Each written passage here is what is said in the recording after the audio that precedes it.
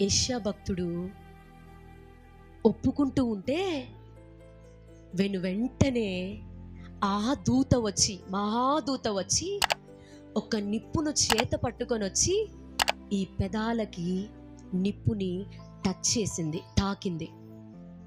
వెంటనే ఆ నిప్పు పెదవులకి తగలగానే, ఆ అగ్ని పెదాలకి తగలగానే తనకున్నటువంటి ఆ పాపము ప్రాయశ్చిత్తం అయిపోయింది. హల్లెలూయా, హల్లెలూయా. వెంటనే అతను ఇక్కడికి పాపిలాగా వచ్చి, ఇక్కడ పాపులుగా వచ్చిన వారు ఇప్పుడు ఎట్లా వెళ్ళిపోవాలి ఇంటికి? హల్లెలూయా.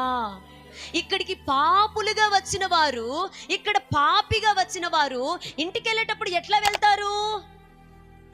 దేవుని ఆత్మ ద్వారా సంధించబడి, ఒప్పుకోలు చేయబడి, ఆత్మ ద్వారా పరిశుద్ధపరచబడి వారు వెళ్ళేటప్పుడు పరిశుద్ధులుగా వెళ్తారు.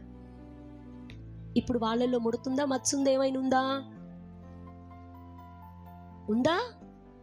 వాళ్ళు పరిశుద్ధులుగా మారుతారు. అందుకే ఎందుకు రావాలి చర్చికి? అమ్మలారా, ఎందుకు రావాలి చర్చికి?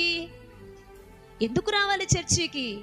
నువ్వు ఇంట్లో ఎంత చెయ్యి, నువ్వు ఎంత శత ప్రయత్నాలు చెయ్యి, వాళ్ళని పిలిపించి వీళ్ళని పిలిపించి నువ్వు పంచాయతీలు చెయ్యి, కేసు పెట్టు, మారరు.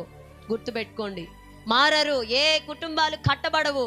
కానీ దేవుని, మహాదేవుని సన్నిధికి నువ్వు తీసుకొని రాగలిగితే కుటుంబాలు ఇక్కడ కడతాడు ఆయన. హల్లెలూయా.